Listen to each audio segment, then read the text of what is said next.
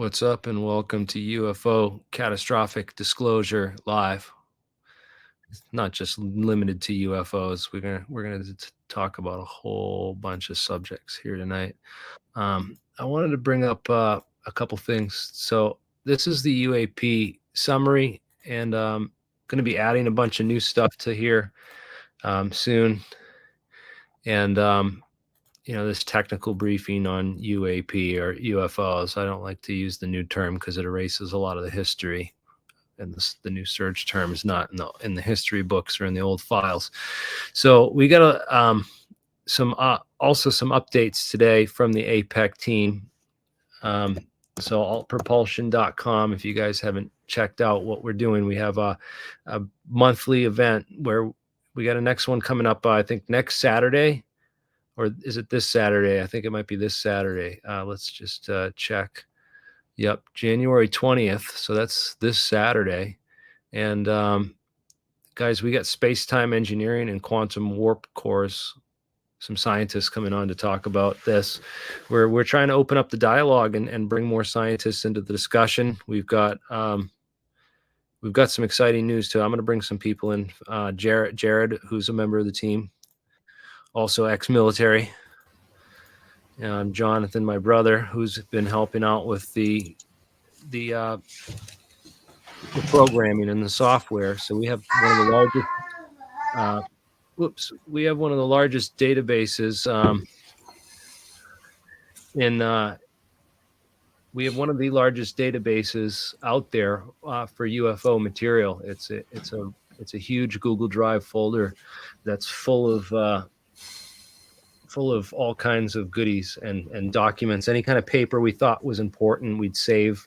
And a lot of this stuff has disappeared or been wiped and scrubbed from the internet since. But luckily, we've had a team of people who have been into all this stuff for just decades, saving this, and we've combined all of our files into this master folder. And we're now working on this GPT software, which can navigate. It's just too big for you to sit there and read all the stuff in it. So we're building AIs to sort of search through and make the database searchable. We're making a platform where scientists can sign up. You're welcome to click Join APEC on the website and sign up for future events. Send this to your college professors, scientists. Send it to your friend who works for Black programs. Send it to your buddy in the Air Force. Send it to everyone you think might be interested in joining this community. And we're always looking for more people to come and join the discussion. It's a really small community right now, so it's a good time to get in on these breaking disclosures, because we have some amazing scientists who've come out of the woodwork just the last year or two we've been running this. We started it in 2020, at the end of 2020, and there are all kinds of great interviews. So many of some people are no longer with us too. So definitely go and check that information out if you haven't. There's just tons of old information that's been discussed that would be new to a lot of people, and it's full of sources and information, papers, and all kinds of good stuff. So we encourage people to check that out, and we're doing our best to bring full disclosure about a lot of classified and secret history that's been hidden from us over the decades. So we also have some interesting updates and news here. So Jarod, why don't you tell us what's going on with your research into this anti-gravity device that this crazy Russian is messing around with? So yeah, I've been working with Charles Crawford for the last couple of years on this guy here, which is called the Gravel Flyer. The way it works is you got a spinning disc on the bottom with a couple of magnets on it.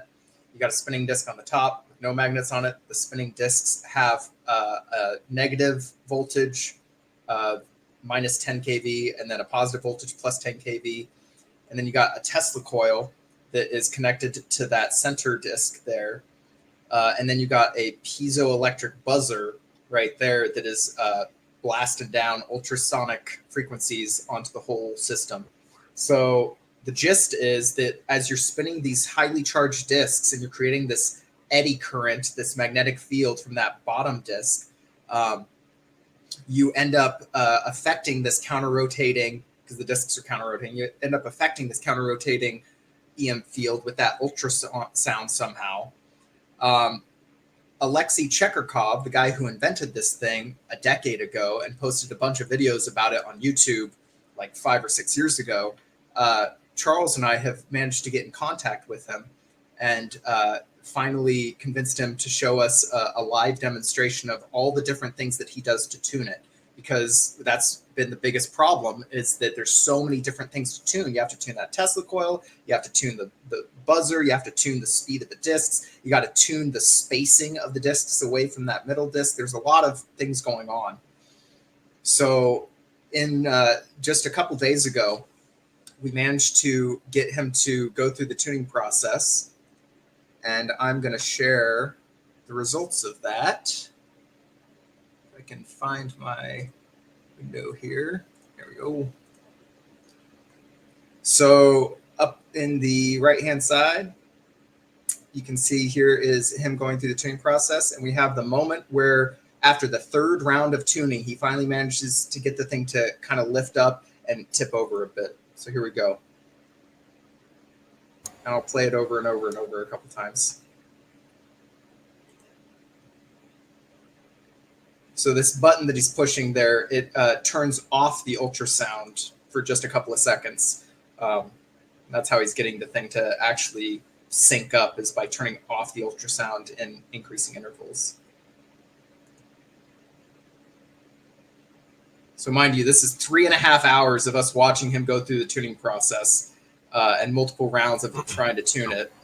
And then he manages to finally get the thing to do the thing, to lift up, tip over. That is more than Charles or I have managed to be able to get in the last couple years of playing around with this thing. And sure enough, the guy who made all these videos, made all these claims, he demonstrated unequivocally that the thing works. Play it again. Just play it again, because we didn't see it. So I want to see it again, because I didn't have the video up. I couldn't find it.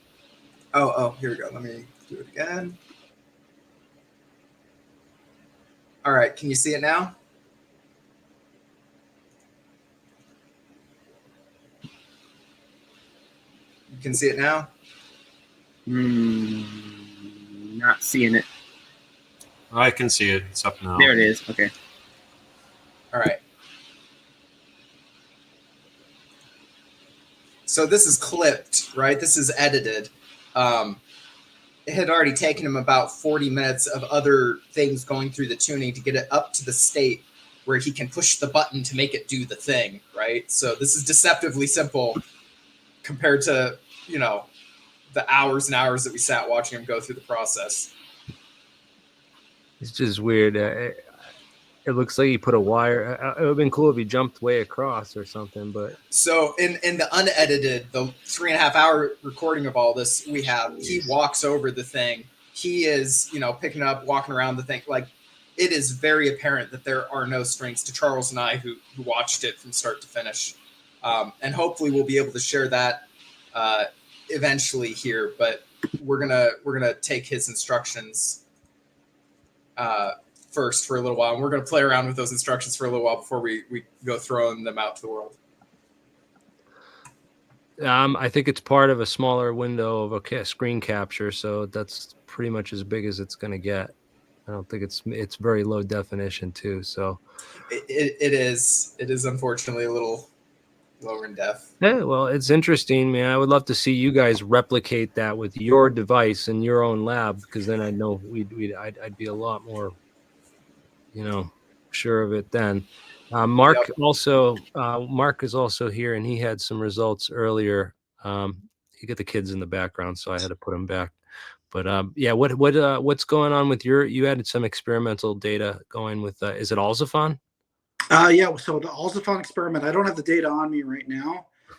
It's on the computer, but basically around the same time that they were running the GravFlyer thing, we had Alzafon running with this new LabVIEW computer program. And I basically ran one sample 8 times in a row. And the actually it was like 12 or 15 times in a row. It was basically just the magnetic field going up and down. And when I came back, and looked at the data, the RF signal had turned off halfway through. So this serendipitously gave us a control. We're able to see what would happen without the RF on and without anyone disturbing the test other than the amplifier was heating up. And the first 8 times where it went with all the had the RF and the magnetic field, we saw a weight loss in the sample, small, but it was there every single time at the same point in the magnetic field. And then once the RF turned on, the weight of the sample just went to noise without any weight loss at that point. So the points that we're looking at something, there is a signal. We're seeing some weight loss and weight control based on the electron paramagnetic resonances. And now we're just going to tweak it and amplify that signal. And it was also, Michael Perrone mentioned it was exactly where he theorized it would be. 2 different points, the 2 low spots were exactly where he theorized they would be. I don't know if you wanted to show your chart, but you do have a chart of 8 repeated cycles. I have a chart. I can't share that right now, just because of technical reasons. I'm on a phone. Oh, all right. Sorry. Yeah, but I'll definitely get to that on APEC this weekend. And we'll dive into it at depth. I mean, the data doesn't lie.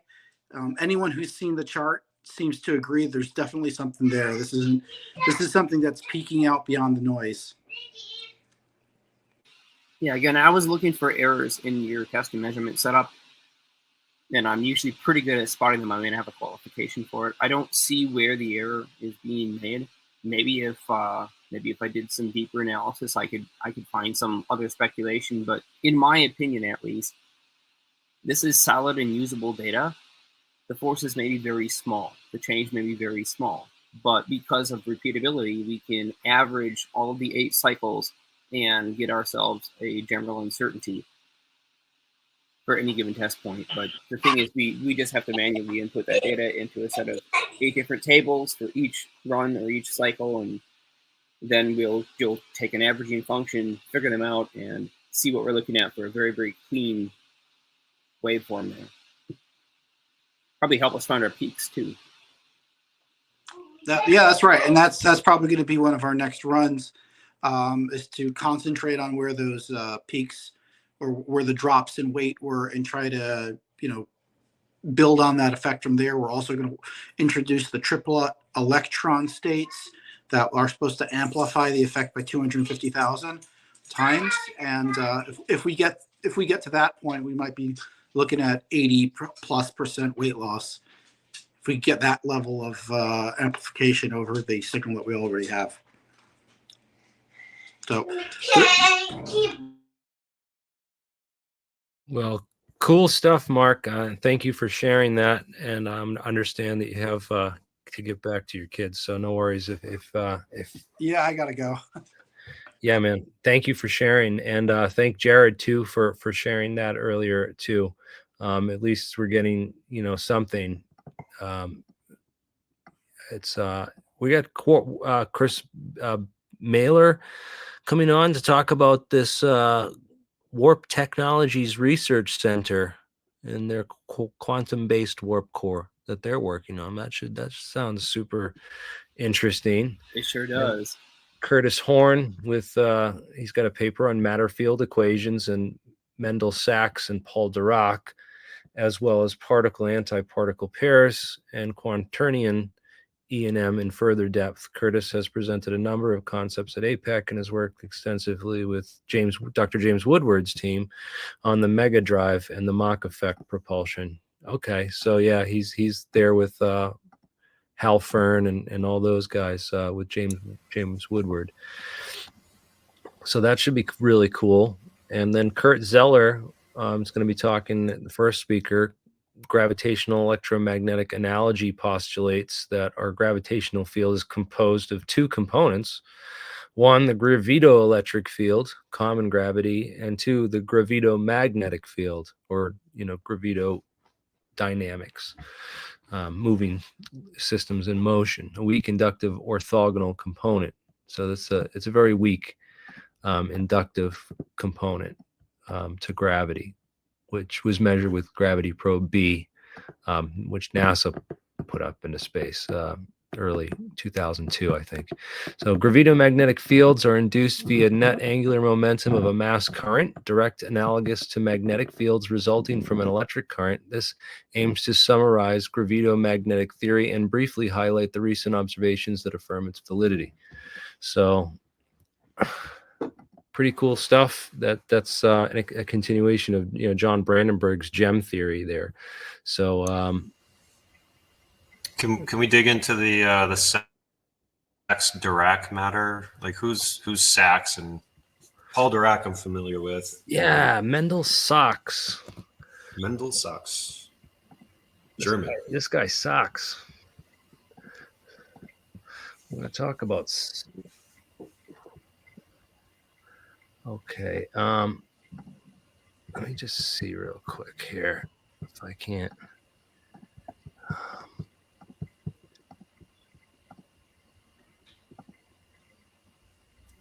Nope. I need to do Mendel Sachs and Mendel Sachs theory. Okay, I got him now. You ready? Now here he is, Mendel Sachs, and he's an American theoretical physicist, and he proposed a unified field theory. Well, that's interesting. And I think I've heard of him, but so let's see. His doctoral advisor was Hideki Yukawa. So that's the pi meson, the guy who predicted the pi meson. Yeah, the pi meson's not coming to mind. I've read about it over the years, but up and down. Pion. So it's 2 quarks. First generation of matter. Yep. So we're in like charmo or quarkonium. There we go. Yeah. See, this is some of the stuff with the strong nuclear force and the body quarks and valence quarks. So we're in quantum chromodynamics. There it is. Pion. Transfer mechanism between, what do we got? Well, what do they do? So it's just 2 quarks bound. It's a proton and turning into a new, degrading into a new, or a neutron degrading into a proton, I think. Ah, okay. Looks like to me.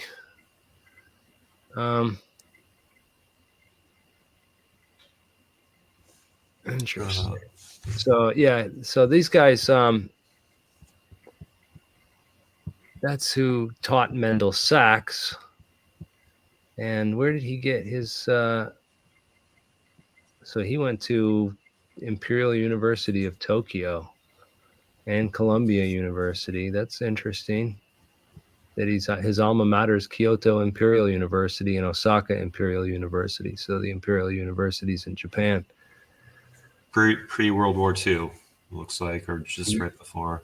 Theory of mesons. Yeah. Cool. 33, yeah.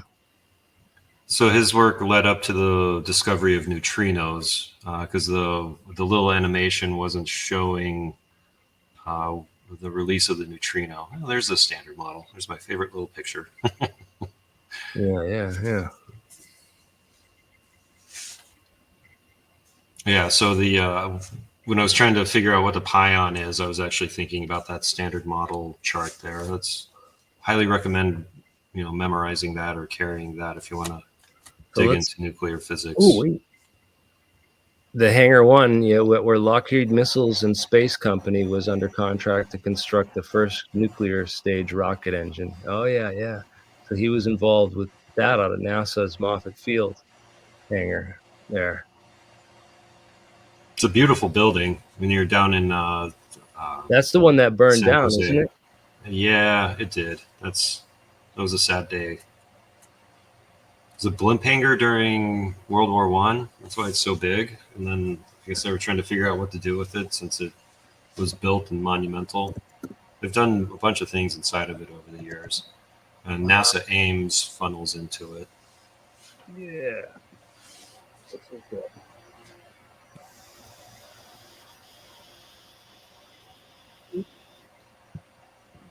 Hold up. Let me share that with people so they can actually see it. There we go. Hi, Roxy, Sandra. If you live in Orange County, you may have seen the plume of smoke this morning. It could be seen from miles away. A lot of it has dissipated, but we still have some activity here. Most of the flames are out. We can tell you that this damage done in the last few hours. And this is the North Hangar, one of two on the former site of the Tustin Air Base. It's been burning since just before 1 o'clock this morning. We have video to show you what it looked like a little earlier this morning, and that's when Orange County Fire Authority officials say they responded to the hangar fire near Warner and Armstrong Avenues, a massive, mostly wooden structure that has been here for decades. It's unclear what was being stored inside, if anything, but a real part of history for so many in this Orange County community. And a lot of people have been lining up here on the street, unfortunately, watching parts of it burn to the ground. I heard that the hangar was on fire, so I got immediately in my car and rushed over and I saw it. And why are you so emotional? Because these are historic and they're beautiful. And they mean a lot to Tustin and Irvine. They're beautiful and I know they're not going to try to save them. I just started to cry. I was so sad. Every time I drive by here, I live a mile away. I love these hangars. They mean so much to our town. Okay, so just a correction. It was the Tustin hangars are the ones that are in so Moffett Field, where this nuclear rocket research was done, is in San Jose, California, and the Tustin hangars, the one that burnt down, is actually in Los Angeles. So Tustin is a different hangar. So here's Moffett Field in San Francisco, and the other ones are in Tustin, Tustin Field. So there's Tustin, California, in Los Angeles, so to the south. And there's another one in Tillamook, Oregon, where it's now a famous museum, Tillamook Hangar. I think it's Air Museum. Yeah, here it is. So yeah.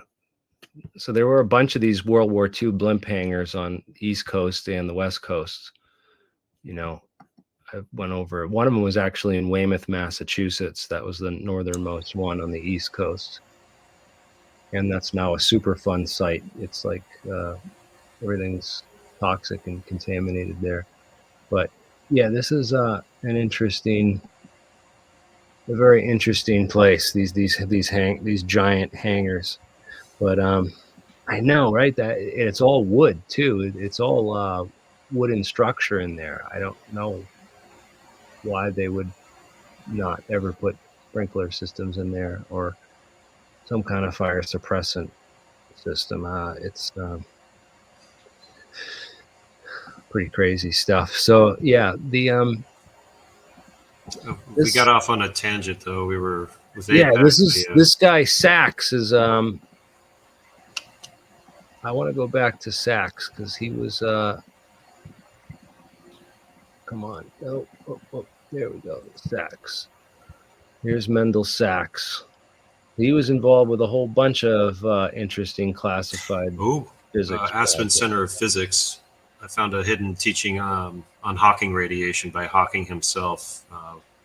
He was up there in the late 90s. He could still speak. But anyway, so he helped found the Aspen Center of Physics. I highly recommend attending one of their lectures, or they have them during the summer. They're beautiful. It's fun. You'd enjoy it a lot. Like, you get to kick physics, and it's where I met Lisa Randall. Actually, in my youth, when I was up there working in Aspen, I got to hit on her. So she and I started talking about field topology or string theory and the dimensions. She was suggesting that the graviton may have. So, like in string theory, they say there's 10 or 11 or a bunch of dimensions. We are the reason that the electroweak force, the strong nuclear force, and not gravity, because gravity is Her theory was that gravity is so weak externally because it's bound up dimensionally, and that's where the other 6 dimensions are. She was trying to talk about some sort of asymmetry. It was an interesting talk years ago. I'm trying to remember something from like 24 years ago now. You know how the time flies, huh? Yeah. Yeah, so that's this whole idea of these very interesting models of physics that people have been working with in the deep maths, right? The Kalubai, Calabi Calabi, Yao. Yao manifolds, the Ricci tensor. Yeah, this is a whole bunch of really interesting stuff. So this is related, of course, to the Mendel-Sachs was related. So this will be interesting. This guy's going to talk about this stuff. So I'm going to have to do some research on this Mendel-Sachs fella and some of this. So I'll have some better questions to ask our boy. That should be cool. So what else is going on in the Aidenverse? The Aidenverse. Went over to New Mexico to check in with family, pay taxes. Went down to the Burke, Albuquerque, and met up with Amy, Alien Girl 111. She does the Good Morning UFO show. You met up with her in Albuquerque. Yeah. Oh, you're there. Huh? Yep. We had she actually pulled in a couple other locals from Albuquerque. So, like when I started using Twitter, I went out to a NASA social tweet up. It's something we should revive and try to make Twitter more friendly. But so she and I have been talking over the last couple of months, and she's like, let's have people show up. And so she got one guy from Diego Diaz, who's working with David Marler on the National UFO Historic Reporting Center. I don't have the acronym totally correct, but David Marler's got a treasure trove of data that we need to go through. This other guy, John Strider, or something like that. John had seen the vehicle, the Phoenix that was in Phoenix Lights. Apparently, it came through or overflew Taos, New Mexico, a week before it showed up in Phoenix. 2 weeks. I think it was 2 weeks. I'm not John, so I'm trying to remember the discussion. But the cool thing about it is he actually had a camera, and he went into this long backstory about why he had the camera. But as it was flying over, it was pursued by 2 Air Force jets, and he said it wasn't concerned about their presence, and it was going much slower than they were. And it flew just to the south of Taos Mountain and headed over towards like Angel Fire. But the thing was absolutely massively huge. As it flew over, it was like this bright white light that broke up into like some rainbow spectrum stuff. But then as it moved over and kept going away from him, just the white light returned. He experienced the polarization of light as the field is directly over. But apparently that vehicle was around in the Southwest for a little bit, and the Air Force had been tracking it. That's what his case represents, is that there was some the Air Force was already aware of it and had tracked it for a while. He was really, experiencers sometimes are very nervous because they're trying to talk about something very technical, and most people don't have the technical language for describing things. So Amy's little meet up at one of the Flying Stars in Albuquerque was actually very energetic. They want to do another one. So she's trying to see if they can organize these and have people meet up, instead of all of us fighting on social media, just meet up and hang out. At a restaurant. We could fight in real life. Yeah. That'd be pretty cool. Yeah. Yeah, maybe I'll go down there and Yeah, we talked a little bit about the Tesla Tech conference. It was neat to meet Diego and to see where the UFO Historic Reporting Center is. They want to get a Did you building. meet David Marler? I have in the past, yeah. Like we were talking about earlier, there was that one case, the 1995 UFO, Salida UFO. It's one of these large tube-shaped or cigar-shaped vehicles. Can you find a link and bring it up on a screen or something? Yeah, let's see if I can. But yeah, because I don't know how to spell Salida. It's a silent C or a S or whatnot. But sorry, I just muted you while you're typing, so you can unmute whenever you're done and you got that bring up. Yeah, let's definitely, if you know anybody else that should join this conversation, definitely have them reach out. Yeah, really weird what's going on with the shadow bands, dude. I've just tried to search for certain material. It's like I try to search alien scientists today on a different account when it wasn't signed in. And I searched in like a couple search terms, which should bring if you like UAP briefing summary alien scientist, I typed in those words. And the top 4 videos were all Jeremy Corbell videos. It's like they're shoving this one narrative down everybody's throats from all angles. It's crazy. The Salida footage is in the back in the private chat here. So. Okay.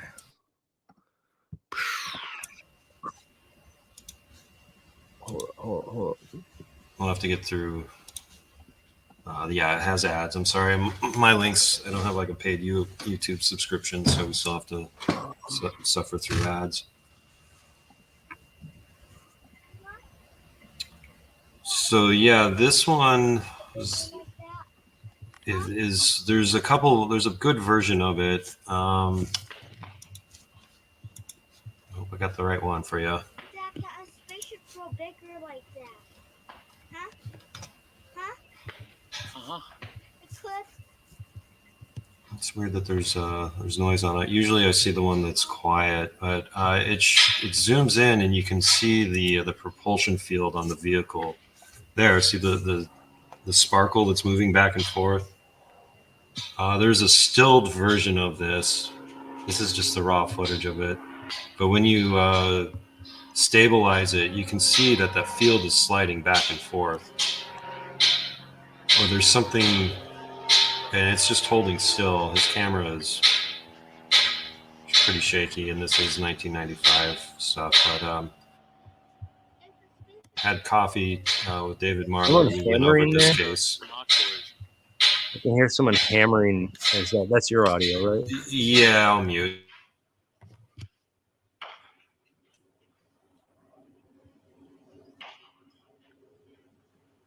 Tim Edwards, or is this Edwards Air Force Base?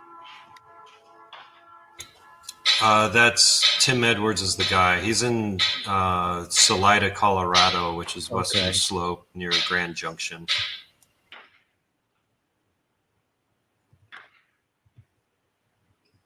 He just stops and then it's not. Yeah, I know. It's erratic. Erratic as hell. It ain't no kind of aircraft, I'll tell you that. Oh no. You keep looking at it, and you can see like a ball going around it. I mean, way out around it, like it's shooting cleanse off from it.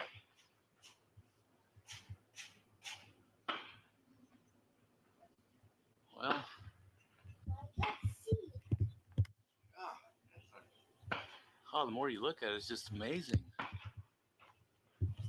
Go. Where's your spot and scope at, Dad? No, fifth wheel or? I don't think you ever get it on his phone. Oh, No, Moving too much. I can't have it, Dad. might be able to because it's stationary a lot too.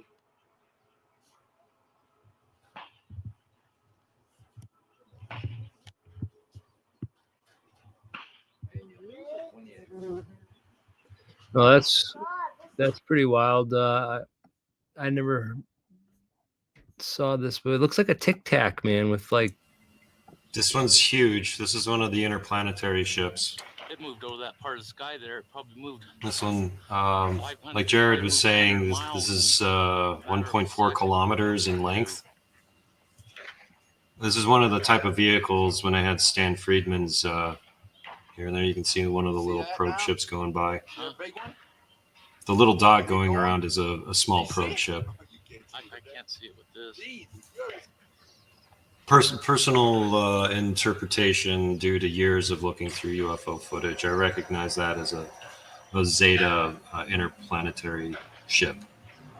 If you ever get into the 1950 Farmington Armada, there was one of these seen offloading vehicles. And this shape shows up on footage every so often. There used to be a really good one of this. This is nice to hear the commentary, but they had zoomed and stabilized, but due to all of the uptick in activity on YouTube from other commentators, I can't find it anymore.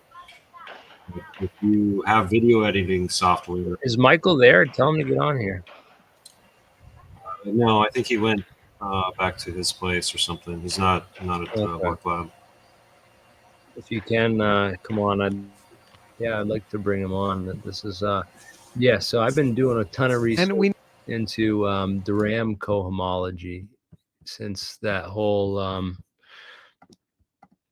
let me just share this screen and talk about that. I showed that video about the RAM derivative. What's the one I found it? Yeah. The derivative isn't what you think it is, and it talks about like functions that can have a constant derivative, but they're not because the derivative 0 doesn't mean that.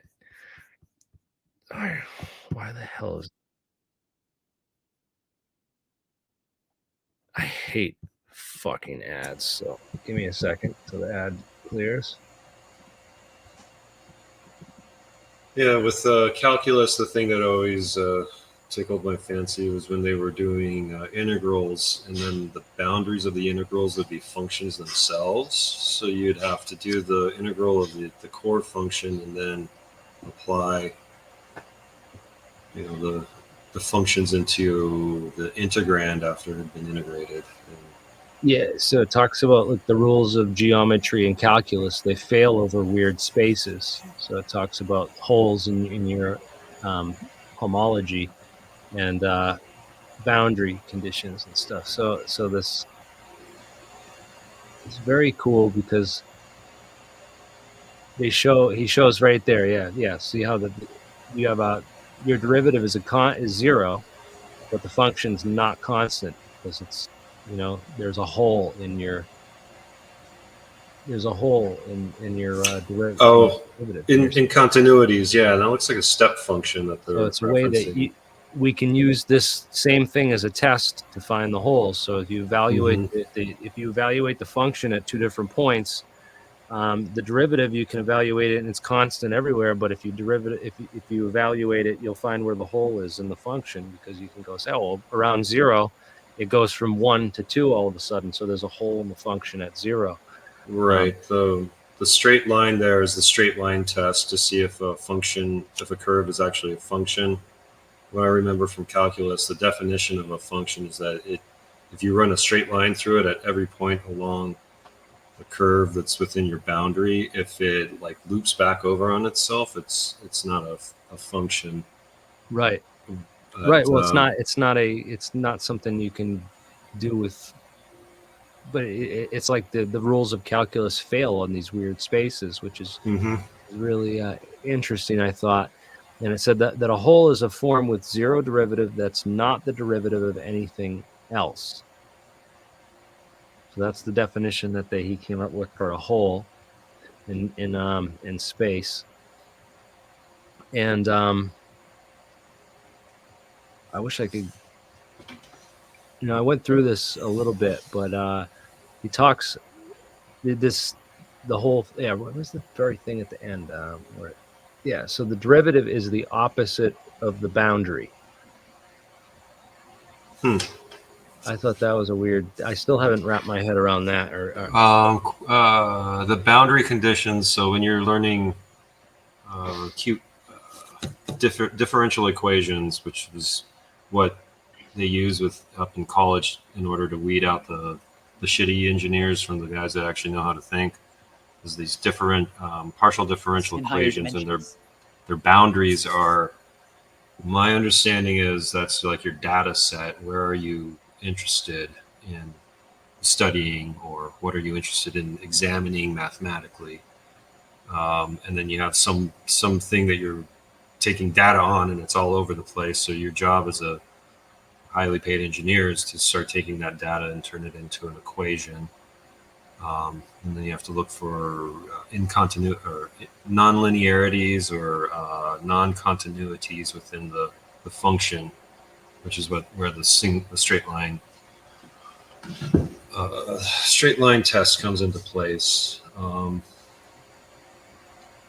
It's complex math, and it's a lot of a lot of heavy thinking, rigorous thinking when you're using stuff like this in order to solve practical problems. But this is just amazing, because if this is the real structure of our space-time, then we should be able to build devices like this and get really weird effects and physics out of them. Right. Well, the David Perez in his Fractana, the warp drive structure. Right. So I mean, he's tapping into this directly, and he's seeing positive responses each time he builds a test article. So a DROM curve, he would probably get off on this or have something to say about it. But this is the whole thing with the SU2 and the geometry that Eric Weinstein is getting at, is that we're trying to understand the topology of fields and at different levels of energy. Yeah, so if he's getting a small scale warp effect with these Koch snowflake circuits, the fractal antennas, then is there a different type of fractal antenna, or different, if we put more iterations on the snowflakes, are we going to get more output? We'll be able to increase the effect, because that's where we're at now. If we get a small effect, now all we need to do is scale it up or warp it, or maybe we need to have layers of these materials, which have. And I also I thought it was interesting about the. Have you ever seen the thing where they take the polishing metals and nanolithography? So they polish the metal, and then they use a laser lithography machine to etch the surface with all these little lines. And if you etch different geometry lines, you can get weird nano effects.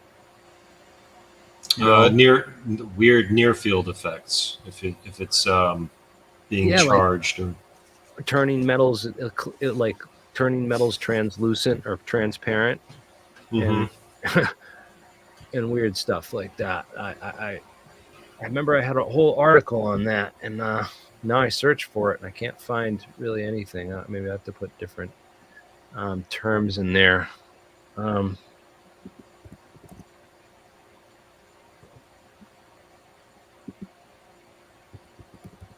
Yeah, it was like a glass that they were polishing the metals and then nano etching them. So I was just thinking, like, if you were to etch snowflakes, or you take these crystals and you etch the fractals into the metal, and then you just put layer and layer and layer, you might be able to increase the effect with multiple layers. Yeah, this textbook goes into the hows and whys and certain geometries of that, but metamaterials end up just being a stack of a really simple pattern. The other thing, when I was out in Albuquerque, went and visited my artist friends at Gray Matter Glass, and Jonathan Casto he's a glass blower, but he had been getting into making holograms. So he walked me through his setup. And I started thinking about stuff that Mark had going on at Falcon Space, and certain chemicals that Michael has been talking about, the silver nanoparticles. So yeah, if you can see Instagram. Well, I like the thing what Michael was talking about last time with the Lichtenberg figures, which are fractals in nature. They're just nature's fractals. It's like the path that a lightning bolt takes when it arcs and stuff. So, or if you turn this upside or 180 degrees over, when a gamma ray or hits the upper atmosphere and breaks down into muons and other particles, they break down in a Lichtenberg-like structure. Cosmic rays hitting the atmosphere. It's beautiful. It's and terrifying. thank you for the super chat there, Complaisart.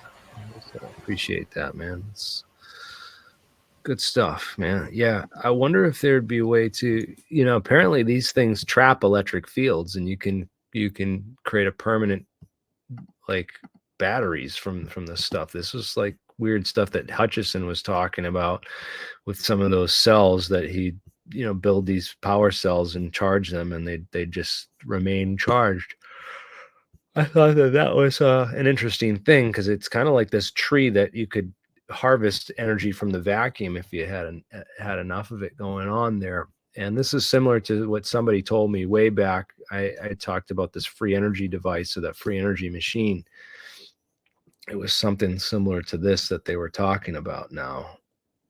It's interesting stuff, man.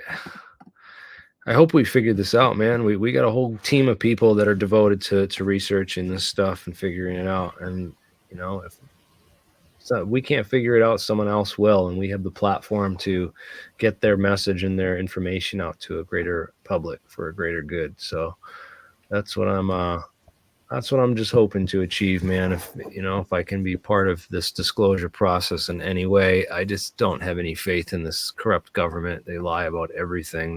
They'll never tell the truth or investigate themselves properly. So we're going with this total catastrophic disclosure method, where we just, say, hey, we're going to bring people on. And, let me just see if there's any other. Oh, there is another super chat here. Yeah, I didn't see that one. It was try search engine Yandex. Okay, thank you, Taryn Art, and I appreciate that. Sorry I didn't see it the first time around, man. It goes by real quick, and I must have been on another screen. So, yeah, they can't search for it or find it, man. And even I found that I left a bunch of comments telling people to go to Alien Scientist, and they deleted them. Like, it just deleted them off YouTube. It's weird what's been going on with the shadow banning and their blocking of the content. I mean, they're afraid of this information getting out. It's just crazy how, this stuff is stuff that we were talking about decades ago, years. I have videos years before TTSA ever was a thing. You go to my channel, you can, search for the oldest, and you'll find metamaterials and invisibility. 15 years ago, man, I was making videos talking about the stuff and the research that I had learned coming out of these programs, and trying to get the word out. So I've been posting this stuff everywhere, all over the internet, for a long time, trying to get the word out, man. So it's told in increments, dude. No, I think it's the Hey, Lou. It's the fake Lou. Yeah, I know. LOU instead of there was a fake Lou or not. He's right. We did have to implement this in increments. So we already did that, though. And here's the thing: we don't have to start from this point and begin our journey This has been done for years and years and years, little increments here and there that we've traced back through history and linked ourselves up with. We continue to carry the torch. We have found who has done it before us, who's disclosed, who's worked on this tech, who has put their unique and original technology into a market space of complete uncertainty. So it's not like this is our first roundabout. Yeah, no, we've been doing this. So, and we've learned from the people who've been doing this for their entire lives. You know, people who've spent, 50, 60 years researching this stuff. So we've tried to gather all the best knowledge, all the most relevant experts, and all the people who really know the real information, and put it all in one place for people to be able to look through and get answers. So yeah, it's yeah, they're not doing a very good job of hiding it completely, but they've just got the mainstream distracted, and this is kind of like an education because of it's like a history lesson and a physics lesson in one. So it's like it's I found that a lot of people are just looking for entertainment. They don't really want to be informed. They don't want to think. They don't want to have to look up stuff and learn stuff. They really just want to be entertained and told a bunch of stuff. So, it's not for everybody, man, and the truth must be revealed, all of it, period. It needs to all come out. So thank you guys. We got 335 people watching. I'm going to, anyone else got anything to share before we, I don't know where we're about. No, actually, yeah. I mean, we've got Space Case in the background, and he's done some work with the concept of the two-coil system. The two-coil system goes back through history quite some time. It's been around for a while, and I feel that it's the quintessential understanding when somebody comes to comprehend the Lorentz transform and relativity with Maxwell's original set of equations, that they will see the two-coil system as being not only a possibility, but being a necessity in our current paradigm of physics. So Space Case, that's here now, he's built several. I hope his audio comes through. I've built several myself, and it seems to work every single time. So now what we're working on is increasing those field forces significantly. Let me yield the floor to Space Case. Hopefully your audio can come through. Let's see if we can get you tuned in. Let's see if it works. All right, well, I can hear you. Sounds good. So Jeremiah told me about this interesting thing of this rotating magnetic wheel on a disc. And so I had to build one because it supposedly makes reactionless thrust, and it worked. And the moment it worked, I was absolutely fascinated with it. Like, basically, it's a centrifugal fan, and it's got a 90-degree magnet on there. I don't know if Jeremiah has a picture or not, but it basically acts just like a centrifugal fan, throwing off magnetic, whatever you call it, in one direction, and it moves that way. So I'm like, okay, if this works, then let's try it another way. Let's try it with solid state, so no air moves. So I set up a magnetic, an iron cube, and I've got coils wound on all three axes. So I drove two of those at 90 degrees, so I make a rotating magnetic field. And I stick a permanent magnet on it to give it some sort of offset, and it moved even better because, not being a physical thing, you can spin it as fast as you want. It's just electrical. So I'm like, okay. All right, so just for a bit of a headway here into the audience listening, they have no idea what you're talking about. So Adam built a system using two electromagnetic coils that he powered from an audio amplifier. And the device, when powered by a correct... Do you have a video or a website or something I can bring up for a visual? He does have a YouTube video. Post it in the private chat, please. Continue. So he's gotten motion out of these systems, and the thing is that the motion wouldn't be really much of anything on its own. There are many ways that we could say, okay, this is an error in measurement, or this is being provided by an external field. So we went through quite a series of iterations. We'll only show one video today because that's all we took. But he's got one that we'll take a look at in a minute.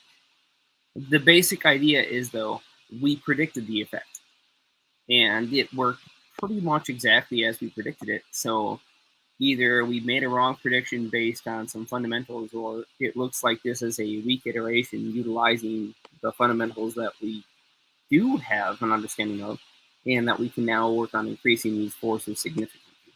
So it's a disk. That's not. Go ahead, describe what you're what he's showing there. Oh, you were on the right video, by the way, Jeremy. Well, although there's one with the piece of rebar that's probably anyway. The field out. Oh yeah, the newer one.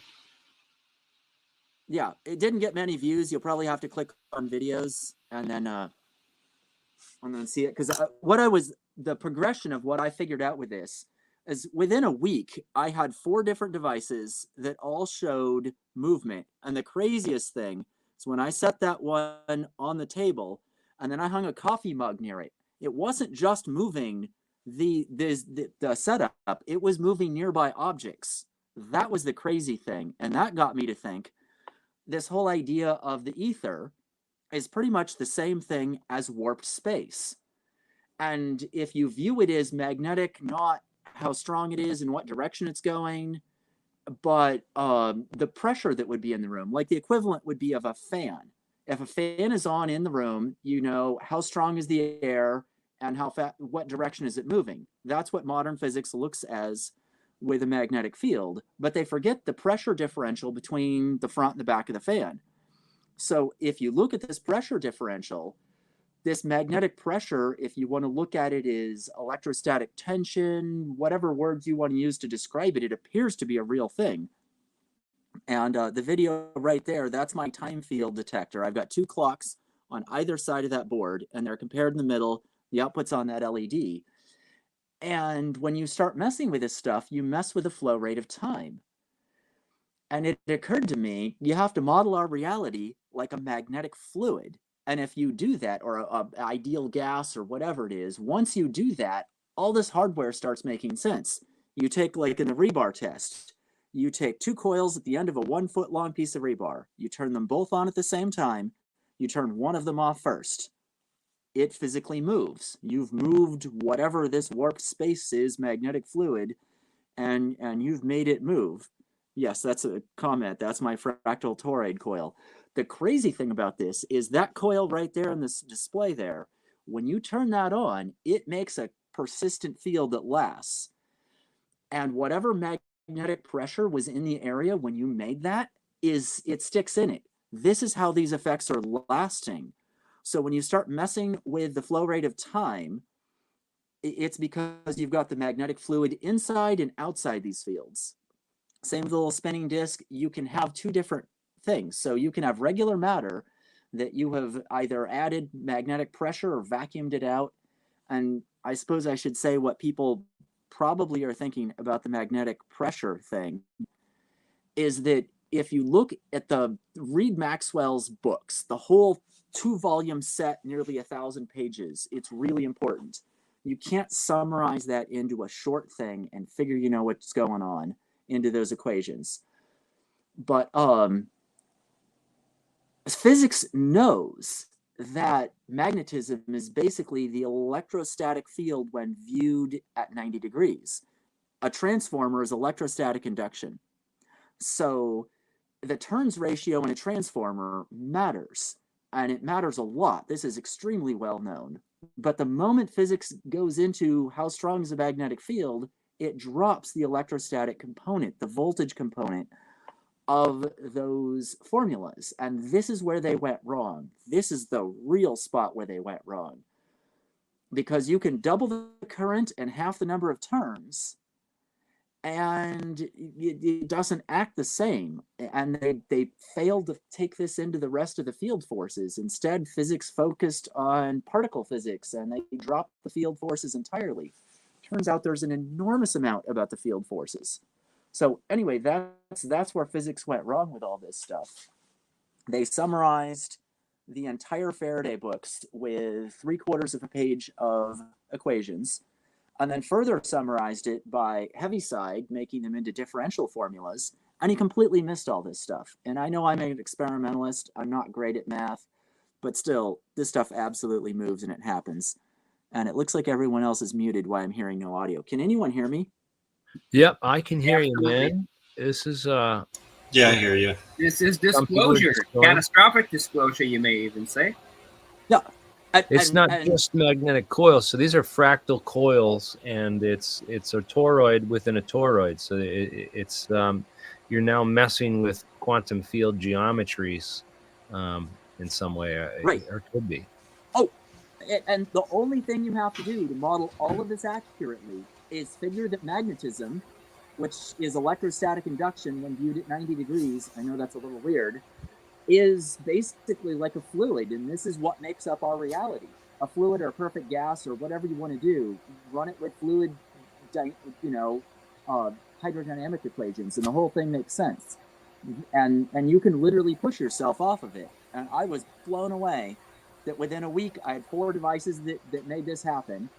And you can change the flow rate of time. I always used to think warped space was insane. Why would you say space-time? You know what space is, we know what time is. But if your internal vortex of your atoms are those little fractal coils, like in the video now, they're that same field, then when you change this pressure, both the frequency, the size of the thing moves. The whole thing shifts. How fast it takes to make its little internal orbits changes, it's an absolutely amazing thing. And it's not that hard to verify. Like, I encourage others to go out and verify. I know you said earlier about the entertainment. If I may, for a moment, like this is that toroidal coil shape is something that Bob Greenier talks about quite a bit. I know he has. That's where I got it. He's okay. All right, just Yeah, he talked about that on my show, and I that's where I learned about it from. But I'm glad to see experimentalists and people out there building them. Jeremiah, you said you had a rig and everything for winding these types of coils that works a little bit easier, right? Yeah, that's correct. I mean, I've shown it before. I suppose I could probably do a quick search and see if I can pull up the folder for where that rig is. Yeah, that would be cool to show again, just so people, because a lot of people haven't seen that yet, and that's we got to post that in a little short or something. But yeah, these coils are. Have you tried going? So this is there's a spin around each one of these axes, and then this. But have you tried going to a third iteration? You know where now I did. I went to 4. You went to 4. Holy crap! Well, that winding machine did the work for me, so it's not like it, it's no pat on the back. Oh, I build mine exactly like someone would make a spring in a machine shop. I wound them like that. I looked up spring tutorial things, and that's how I wound mine. It's relatively easy that way, but they are just like springs. Copper doesn't snap back to where it should. So that's how I wound mine. But if I've burned myself on these, that when you start putting power into these things, they make stable shapes that float around for days, and they've left scars. The one hit me somewhere in the middle of me. I don't know. I could hardly stay awake for about 2 weeks. These things are dangerous. So anyone playing with them, they make stable fields just like a regular atom. Only Greenier talks about there's a microtube structure, or there's something within our physiology that I guess it's how like the right. People are saying that our DNA is like one of these helix coils that you could be potentially screwing with your DNA. After playing with it, I'm sure of it. The DNA has to You're be the sharing same thing. Now, Jeremiah, so you have the screen. Indeed. Well, that did not work. We can see what you're doing, so don't bring up your no nudes. No nudes. I did that wrong. Let me go ahead and let me just go quick look. There we go. Yeah, I wish that the service could deal with individual preview windows, but it seems that they are in the Unix-based system and they're not accessible. So this is cool. The coil type of geometry that we're looking at here. It's rather complicated. So we have a center. Imagine a guitar string. You're basically working with a guitar string. You have a straight conductor through the center. It is insulated and isolated from the outside wrapped conductor, which is a spiral around it as tight as it can be. So much like the Manellis device, this is, once again, what we call angle wire, as Robert has coined it. we keep the spin on all the angle windings, right hand, right hand, right hand, or left hand, left hand, left hand. We continue to stack them up on top of each other so that each of them continues to increase the layer stacking, like a Russian Matryoshka doll. Oh, This wow. is a coil. This is a 14, 14, 14. So that means around every length of loop for the straight conductor that goes through the center, on the smallest winding, there are 14 turns.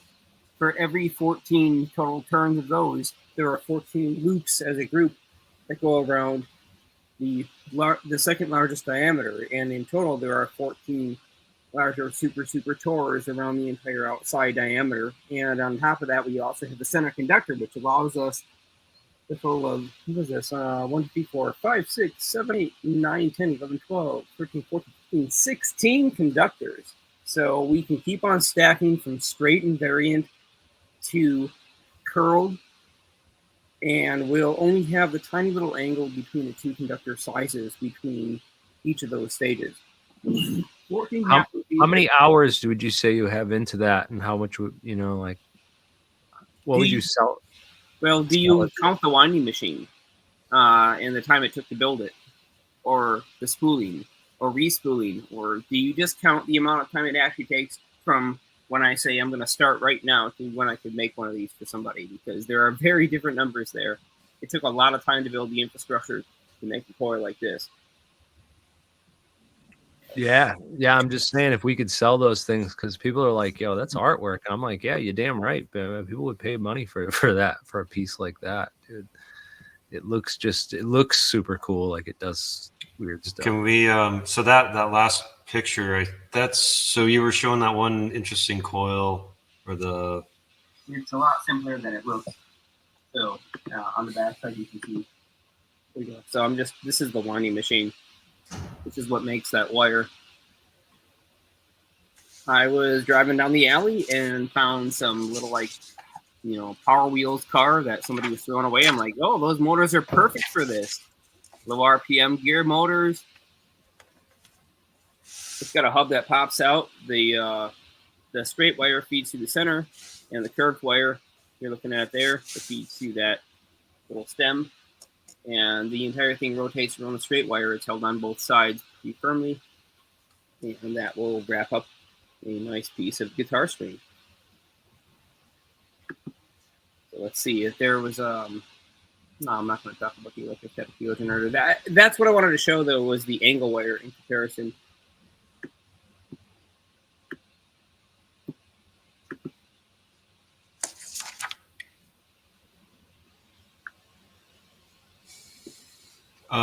Yeah, dead air here. The other guy I hung out with, or when I was in Albuquerque, I found that glass blower that's getting into holography. Jeremy, I posted a couple links in the chat here. It was really interesting to see his take, or his setup. But Jonathan Casto is his name. He's an amazing artist. He does make water pipes for imbibing adult substances. But over the last couple of years, he's gone into growing synthetic crystals. There's one of them. And what he told me is that with holography and making these types of materials, there's not many people doing that work. There's maybe 50 artists in the United States that are at his level of working with these thin films, applying them, and he's getting really excited about, or he's learning about how frequencies affect, the holograph, and he's trying to tune in on certain frequencies because it interacts with the glass, and that what he's showing off when he's tilting it is the depth of the hologram within him. Yeah, those holograms are super cool. I saw a lottery ticket with these holograms on it, man, and you move it around and it just looks like there's this whole other 3D projected image, like floating above the surface of the damn thing. So I was always wondered if like a UFO skin of a UFO craft might have these, kind of like a holographic skin. Damn, you nailed it. Exactly. The interference pattern that your eyes perceive as being three-dimensional, which is in fact a 2D plane, is exactly the same way that you get interference between wave field functions in the 3D space outside the craft skin, which increases the volume and therefore changes the refractive index of the total energy. I was all excited about earlier when you were playing that UFO video where you could see the little sparkles move across. So what's happening there is the outside skin that is charged to an enormous voltage, somewhere higher than 1.3 million volts. And that creates these little bagel coil fields in a sheet of electricity around the whole thing. And then if you put something like the two coil system we just did, but a multi-phase version of that, you can pump that across and you can create movement now that you've got no inertia and you weigh nothing. Because it's just like ball lightning. You've cut yourself out of our space and now you're super easy to move. You're going to see all these interference patterns. What my research has brought me to nature self-organizes, and now I need to learn all these harmonics and these crazy math and all this kind of thing, because it is exactly right there. I'm seeing it in my experiments already. Yeah, it was just cool to see what Casto, how he was able to get into making these pretty easily. And then we got off on a tangent on talking about metamaterials, and like instead of these artsy things, I wanted him to do more like old Chinese patterns and stuff to see if you took a bunch of those sheets and stacked them up, like, and then pumped some light through it. What is that? From our APEC meeting, I guess that is actually a laser diode. And that gets into like the photonic integrated circuitry and using light in special ways within control systems.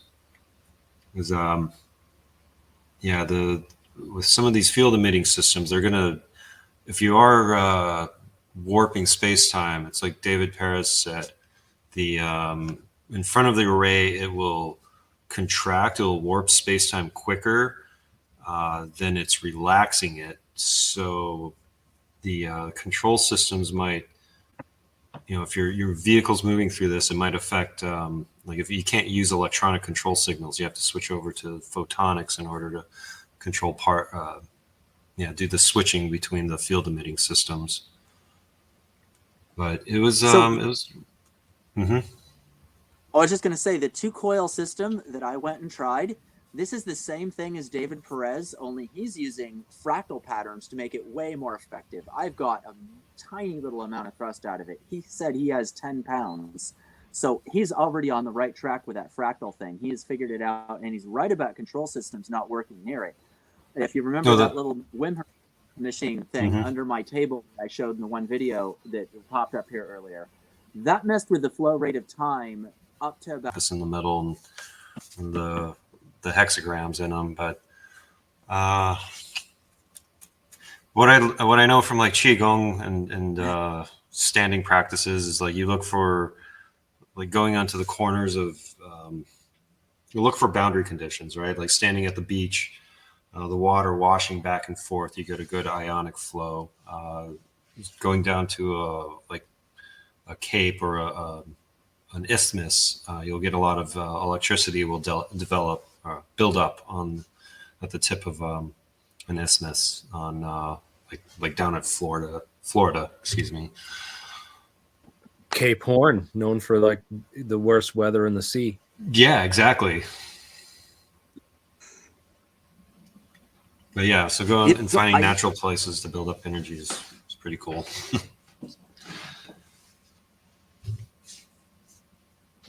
It's weird, and these are such subtle energies. It makes me really wonder about like,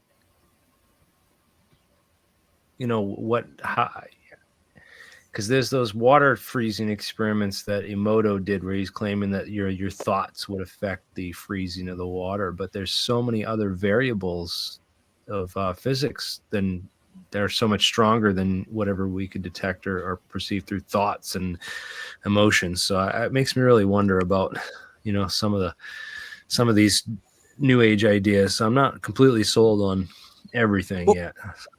So here's an That's idea. why I like the experimental community so much, because it's showing people how to do stuff. And Right. So I play with Reiki energy and that kind of thing. I've done all the shaman stuff for years, and what I'm like showing in the video now, these experiments absolutely are messing with this energy. The reason why physicists haven't been able to find Reiki energy is because they're charge clusters. They're wrapped in on themselves. You can't really detect them very well until you take them apart. It's really obvious once you start experimenting with this stuff. It's the exact same thing. This is what the spiritual people have been playing with. Grenier talks about it as well. They think the microtubule structure within your body somewhere. I'm not well versed on what they're talking about, but he relates these microtubule structures to the EVOs. And so what you said about why they can't find the Reiki energy is that they're using these little EVO structures, or the body, if you become attuned to the sympathetic nervous system in your body and know how to do earthing. That's something I've learned to do over the years as well. And it really helps with clarity of mind and emotional stability, is just to have a good grounding practice with nature. And there's some structure in your body that can pick up on these very subtle, everything is using electricity on the planet. It's very subtle. So, but if you stay still and get standing, you can learn to build up that charge within your body. Very similar to how the bagel coil, if you leave it still, you said it would leave a lingering presence on your bench top after the coil had been moved, that you could feel. So yeah, it's interesting stuff how that fractal. Mm-hmm. So I had multimeter leads that were inside the one piece of hardware that I had built, and I borrowed them from a friend because mine had broke, and he tested them to see if they worked in the first place, and next of all to make sure I didn't break them when I gave them back. They were 0.7 ohms when he handed them to me. I had them inside the field, was measuring stuff, and I pulled them out. They were 0 ohms after they came out. It took 5 years for them to fade back to their normal resistance. These fields are persistent. They last. You pull this energy into you, it lasts for a long time. It's absolutely incredible. And it took me a while to figure out that bagel coil field stores energy inside it. It's like a bottle. And this is how the spiritual people are doing it. Your body around you has the same sort of field. And if you bother to make a magnetic permeability meter, you can map these things out. I know that number is not supposed to change according to modern physics, but I built a meter and I can literally see it change wandering around. It's not supposed to, but it does. And that's why you're wandering in and out of these fields. And it's incredible to watch. And spiritual people weren't wrong. It's all real and it's right there. Jeremiah, a couple of weeks ago, or back in December, you were talking about being able to actively manipulate epsilon and mu, permeability and permittivity. Yeah, that's correct. I mean, these are basic parameters in physics that we know if we create certain field densities that change over time, that we'll modify these variables in the refractive index of free space. And we can use that knowledge to create a new free space with different variable parameters, allowing us better access to the Planck scale energy and being able to produce particle pairs so that we can genuinely distort the volumetric space by taking pairs out of it in one place and putting them back together in another. Right. So like in ufology and on Twitter, Grush is talking about, or dropped a leak about that one vehicle that they have that's much larger on the inside. I mean, I've come across stories about that since, I don't know, 2013. Yeah, me too. When I read Harry Potter. Well, yeah. So they say they have one. Effectively, if you're going to reference Harry Potter, then the entire inside of this craft would be like a bag of holding. It's much bigger on the inside. Yeah, it was something like came down at Holloman Air Force Base, I don't know, 50s or 60s, and the first account of this case, they found the ship, and then they sent a photographer in, and he went in and took pictures with he just went through one roll of film, and it was like, I don't know, early morning, or it was daytime. And then when he got done walking around taking photos, he just went through one roll. He came out, the CO, it was nighttime when he got out, and the CO was pissed off because he's like, "You've been gone for hours, and we called and shouted into there, and we couldn't get you to respond or anything." That was. And then recently, David Grush said that there was this, vehicle that's about 30 to 40 feet in diameter, and it's much larger on the inside. I think it's when he was down at New York, talking with some of the bigwigs in Washington, D.C. Excuse me, bigwigs down in Wall Street. That's what I remember, where that little soundbite came up on Twitter recently, talking about the vehicle that's much larger on the inside. So, yeah, well, effectively, what we're talking about here are vehicles that have ability to modify their time and relative dimension in space, or the TARDIS from Doctor Who. So these would have that capability, and the time flow inside would be quite different than the time flow outside. As you walk through the barrier, you would experience a number of predicted outcomes, which we should see in the data. And ironically, there are a few cases, not all of them, but there are a few cases where the data aligns with what we would expect to see in a temporal differential field where you walk into the boundary or the inner horizon of those two fields.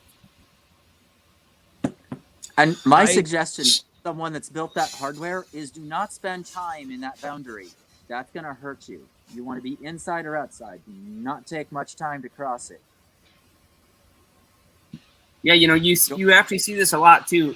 Even in Hollywood, you'll see this, that young students are instructed to run as fast as they can through the boundary, to not hesitate, to not slowly walk through it and check. Don't stick your hand in it, right? There's even an episode of Star Trek The Next Generation where Picard experiences these temporal bubbles, and his hand happens to hit one, and all of a sudden his fingernails are growing, he's lost oxygenation, his cells are going into necrosis, and nearly kills his hand because he stuck it into this temporal differential field. So, of course, your body can't provide oxygen to your blood cells if time is flowing too slowly, if blood is not flowing in that region. So it doesn't really matter if it's relative or not. Right. And even my 3-second device, at the most it would ever do, would still mess you up royally with only 3 seconds off. It's a real thing. Oh, big time. You'll lose sensation. You'll lose the sense of feeling entirely. You'll feel numb. So I'm just trying to think. There's got to be some kind of math conjecture about the spatial mapping on the outside and the inside of a structure that you'd like. How could you make it a topologically consistent spatial environment? Topologically, we have to compute this in terms of energy density. It's entirely based on energy density. We have to apply. Ooh, man, I know everybody's going to hate this. We have to apply a non-uniform space-time curvature. So that means gradient refractive index that is hyperbolic in nature. And that will give us the correct geometry. I've got a So description for the experimental how you might do that. Sorry, go ahead. Adam, you're kind of like cutting out, so go ahead. Oh, I was going to say, how you might think about actually building this is basically you're going to make a higher magnetic pressure inside an area than outside. And how you might do this is have something like a lot of voltage that is asymmetrical, all pointed one direction. And you might be able to change the flow rate of time inside an area past, outside that whatever they built it with. So you're going to get a different flow rate of time or warped space inside versus outside. Now, this is going to be a crazy metamaterial problem, but that's about how you would go about doing it. You just build something and you make I don't know how you would actually assemble it so it wouldn't break the Yeah, inside. but I mean, I maybe could it would. definitely do metamaterials and optically make the space. I just put a hall of mirrors, man. Like, you've ever been in one of those elevators where it's all mirrors? It looks like it just extends to infinity, but that's just holograms, dude. It's not real space. But you do it with magnetic pressure or whatever you want to model it as, or call it the ether. And there are materials that aren't going to take any energy. Remember, like a magnet sticks to your refrigerator forever. It doesn't take energy. It's the same sort of thing, only you're going to make a magnetic pressure zone where you point all the magnets the right direction, and it's going to do this. Now, we don't know of materials that will do this past a tiny little bit.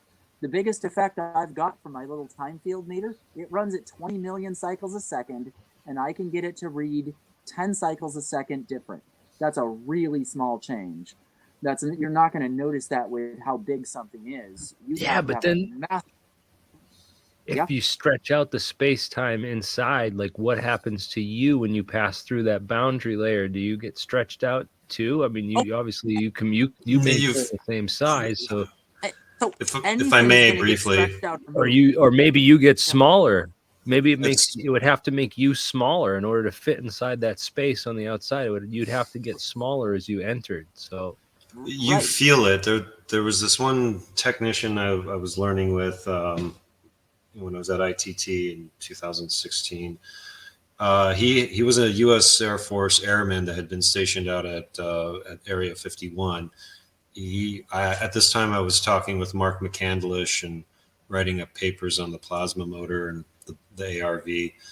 And he came up and said a bunch of stuff that was, verbatim stuff that Mark had talked about. But the point I was making is he asked me this question of, like, why do you feel funny when you're going into these vehicles? There's the best thing I could tell him at the time with what I knew is that your sense of time when you're within the vehicle is related to the power source. It's generating, these vehicles do generate, when you have an active nuclear moment that's vibrating, that's going to be your sense of time within these vehicles. And then the hull material uses topological insulators in order to keep that the boundary conditions satisfied, so you don't get CPT violations or charge and time violations, CT or PT violations.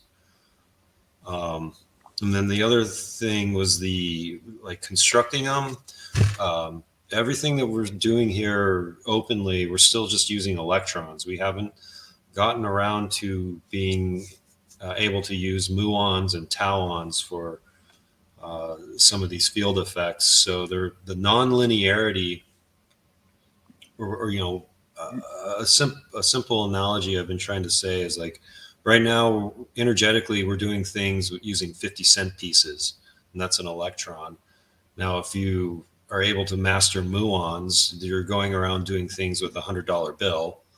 And then once you get access to tauons, you're going around and doing using units of energy that are worth $1,776, or mega electron volts is the correct thing. But most non-technical speakers don't want to hear about MEVs and such. But so that energy density, these are known about through the standard model.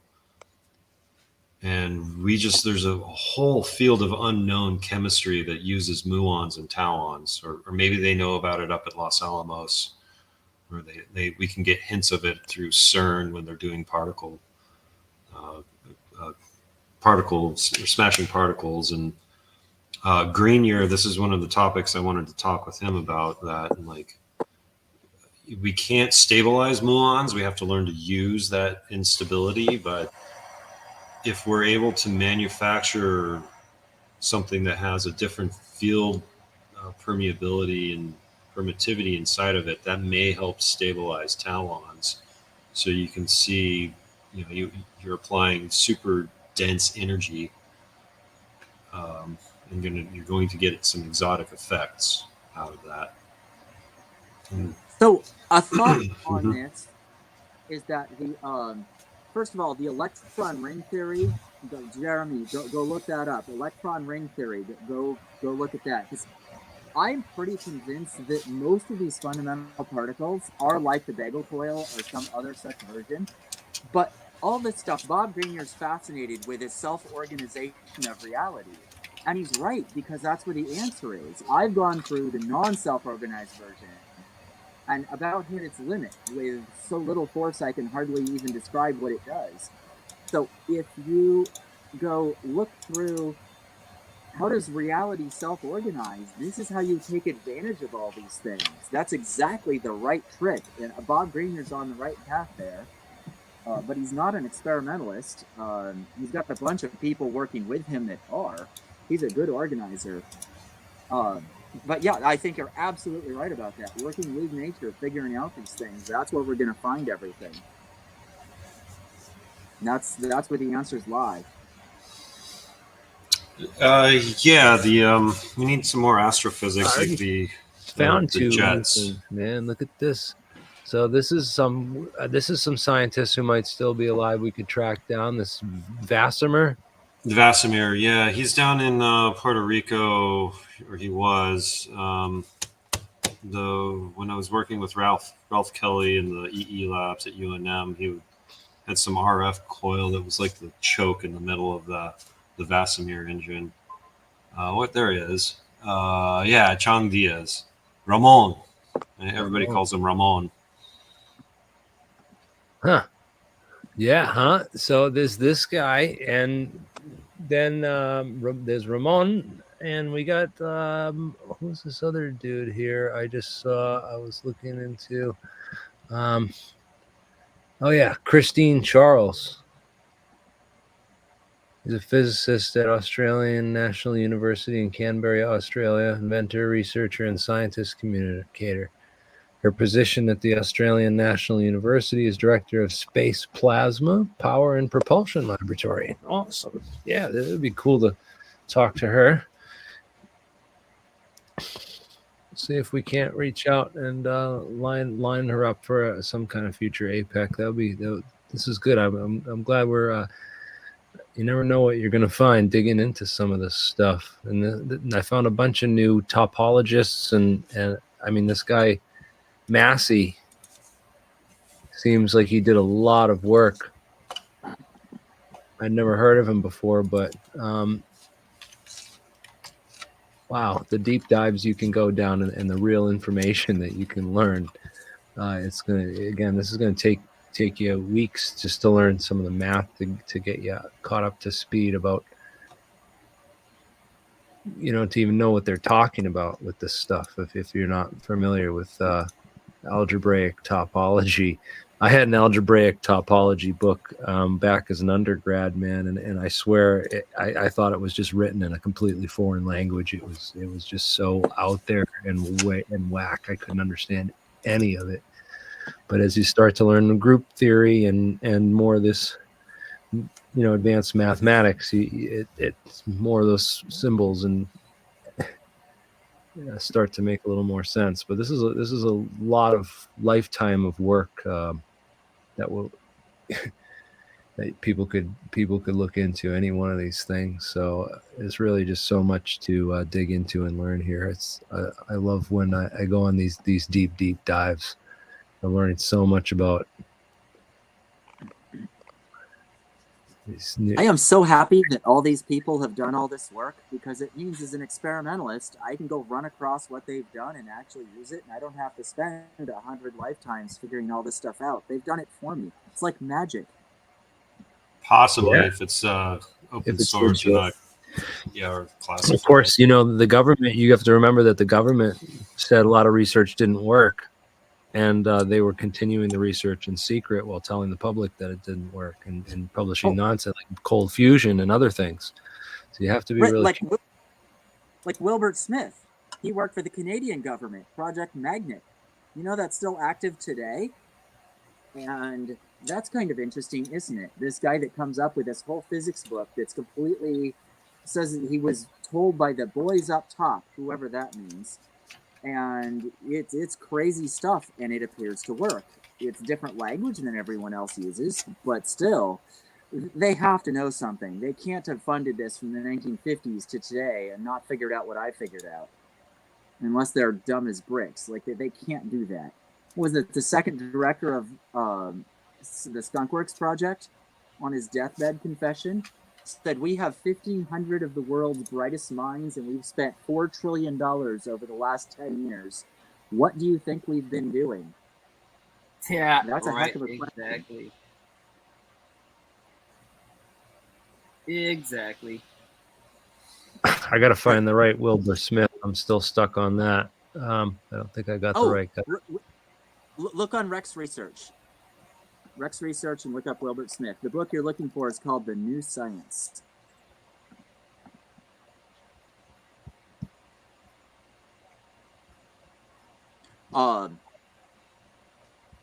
It's a heck of a read. Now, I had to read it 3 times and take notes before I understood what he was talking about, but something in me told me do not give up on that book. And it's all about dimensional theory.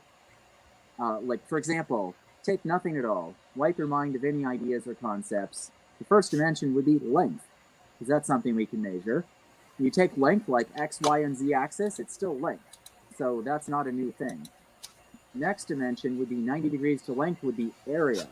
You follow through that progression, you get length, area, volume.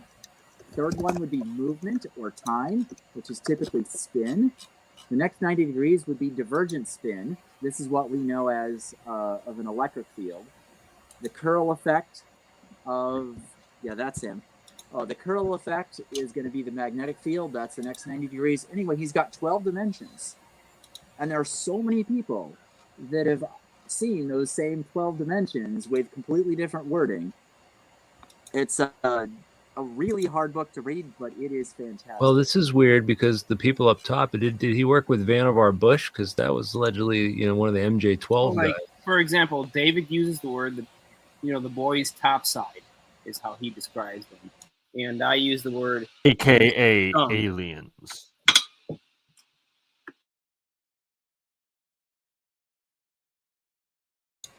Little gray brother. The Wow, Xanos. I never heard of this Wilbur before, but Wilbert, not Wilbur, Wilbert.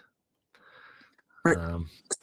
So I built his antenna that supposedly he used radio communications to write that whole book, and it works. It acts like a radio frequency laser. It wraps around the electric, the magnetic, and the time fields. So it's not like a regular radio wave. It's a really weird antenna. And it does not surprise me at all that the aliens have figured this out. He also claims that's how telepathy works, which is why nothing can stop it. And I've tried. You cannot shield against this thing. It goes clean through everything. So anyway, the stuff I have gone and tried absolutely works from Wilbur Smith. So anyway, it's I suppose it's like Sinclair's patents. They're insane, but still everything I build works. So why not believe them?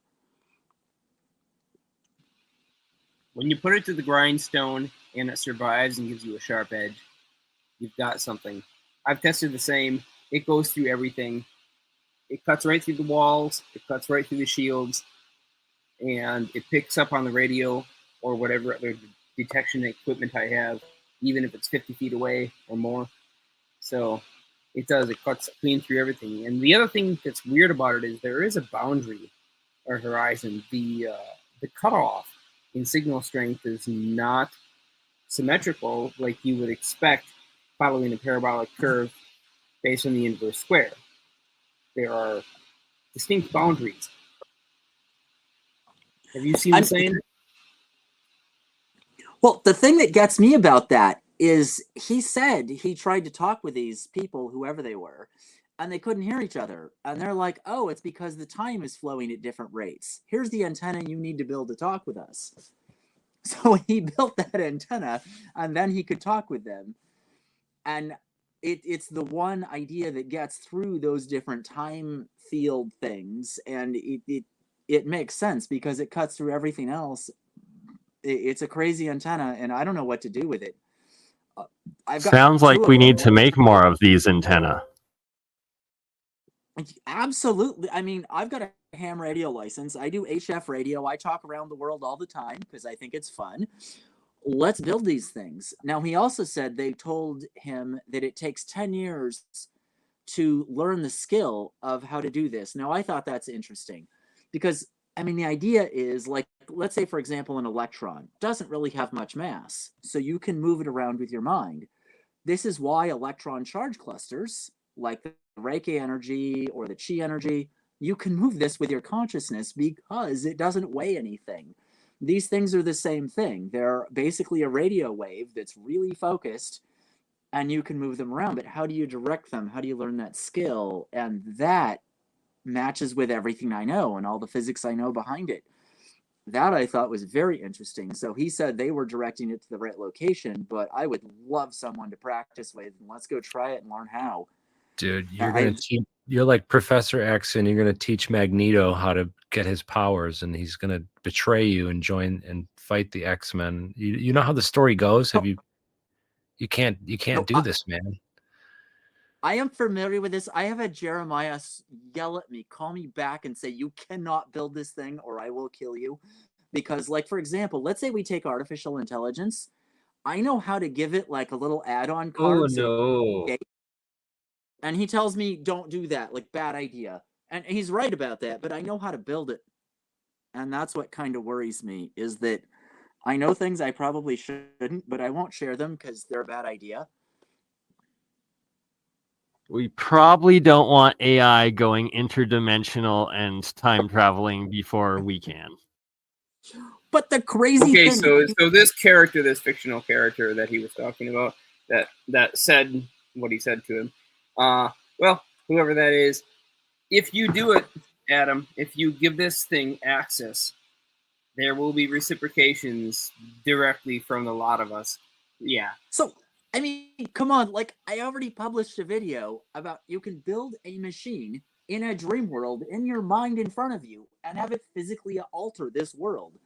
The dimensions are, you take Bob Greenyer's bagel coils, being all of the matter that's makes up, all the protons, electrons, this is how it works.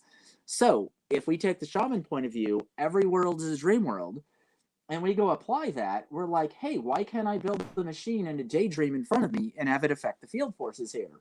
Well, I tried that. Turns out it works. Scared the holy heck out of me. Nearly crushed my building I live in. Anyway, it's the craziest thing I've ever run across. The moment you figure this out, you realize why some demon entity in some other place can build a craft in their mind, literally daydream it up, and can go abduct someone. It makes complete sense why all of this happens. Because once you master this sort of thing with your consciousness, there's literally nothing that can stop you here. You're going to be absolutely unstoppable. And I do believe I know exactly how to teach people how to do this. And I probably shouldn't. But I published a YouTube video and nobody really cares. I mean, most people were like, I didn't understand any of it, but I thought it was fun, which is, you know, an interesting comment, but it's not very helpful. Well, to clarify, it's not a matter of whether or not you teach people how to do this. I have no problem with humans that are sentient, biological, and have a vested interest in not dying. I do care if you give access to a freaking non-human intelligence. So don't. Oh, no, I'm not going to. Oh, I second that. Right. No, I'm not going to. But anyway, this video right You mean like teaching apes how to do this? What do you mean by a non... We're gonna teach... I mean, don't give AI what it needs to understand the human subtleties that we speak with. God. It's like basically giving over the enemy the coded language that you use.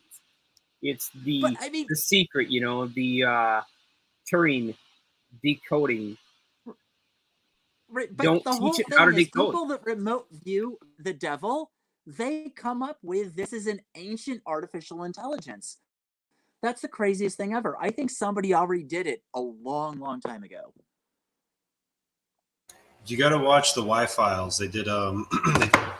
There was one about 2 weeks ago, and they talked about there's like a base up in Alaska. There's like a couple mountains. It's heavy Ingo Swann stuff, but Yeah, Everyone. Or how should go about the read Y Ingo Files Swan's book. episode with the time traveling machine that guy built? Can we I don't watch know. that one before this is done? That was interesting. I want Jeremiah and Adam's opinion on this. No such thing as time travel. The harder you go, try to go backwards Or in it was like a times, jump the more machine, beta it was positive forward. you just experience. It's Beta not positive time, it's decay. not time travel. It's not time travel. Where's my camera? Do I have enough video Yeah, to it do was this? Portal, right? It was like a jump or something, and it was forward, not back. I don't know. It's on the Y Files. Try to get closer to your microphone, Adam. No, I turned on video. It's not working. I'll turn it off. So I built the thing that Michael Markham did. I built another version of it. I think I know exactly how his device works. He's making counter-rotating magnetic fields, and he is literally was tossing things into it. He's basically making a magnetic vacuum in the middle of that thing. And then he was stupid enough to build one with 3 million watts and then jump through it. The guy's crazy. Yes, you know exactly what I'm talking about, and it sounds like you're going to build one too. Or you already did, but you just don't go through it yourself. You know what? Nuts and bolts is a great place to be with all this, because the CIA wants you to think it's all poltergeists and dino beavers and ghosts and weird esoteric crap that they're trying to mix in with all of this. And I think it's all technology that's real, it's physical, and it's buildable. And it's a great path to be on. It's a path that I want to be on. It's a path that everybody should be on. And I don't think it's, a bad thing at all to be stuck on the nuts and bolts path to all this stuff. I completely agree. And the thing that gets me, read Ingo Swan's book, and you will realize there is a control grid that has been trying to manipulate our world for apparently at least the last 50 years and probably several hundred, to make sure that people don't figure this out. Because the moment people figure it out, their control over us completely ends. Exactly. And that is right. It is a they've been doing psyops too. Like, they've shadow banned anyone who's after the real answers and real information, and they've been pushing this interdimensional crap, this just the hoo-ha nonsense to throw people off on a wide tangent, I think, and throw us off the trail. That this is something that's engineerable. We can build this. There's people probably in the government that already have. They've probably been scooped up by these patent secrecy acts and things like the patent holding companies. I talked about how Battelle Memorial Institute manages all of our national labs. So any kind of free energy device or anything that could save humanity and free us that gets invented, it just gets scooped up since 1951. I mean, this is right after World War II. So anything that got invented in this post-war secrecy act in this 80-year period of government secrets and top secret research and just all kinds of shenanigans, none of this stuff is ever going to see the light of day. It's all inside these private corporations. As I mentioned, like Battelle Memorial Institute, they currently is a nonprofit applied science technology development company headquartered in Columbus, Ohio. They have top secret contracts. They helped the Manhattan Project build the demon cores for the atomic bomb, and they're a quasi-governmental organization with all the access to classified material and in fact more so, because the government can't even FOIA them or get information from them, because they're a private nonprofit entity, and they have been since they were created in the 1930s, I believe. 29, yeah, they were founded. So, have you ever looked at these crazy secret organizations that are completely broken in my mind? But they're like the Greek gods. They think they need to warn everyone before they tell or before they do something. So it's this weird sort of thing. I wonder why they do it, but one of these things is they told everyone a while ago, one of these big press releases, that they control our world through the money. all they need to do is make it more advantageous for someone to do what they want than not do what they want. Which is why the little physics group, the people I've met, we've delinked the money. We're like, we're not going to be controlled by money.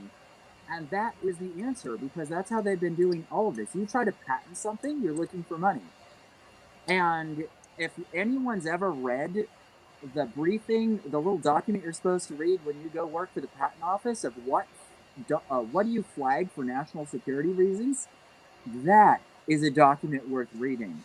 Now, the only one I could get was from the 1960s. And most of it made sense. Most of it's like military hardware stuff, okay, fine, whatever. But like, why solar panels over 34% efficiency? I suppose that was not supposed to be a thing then. So that's why they flagged it. It's also the same amount of solar panels you would need to put on a car to make it self-driving without needing to buy gasoline.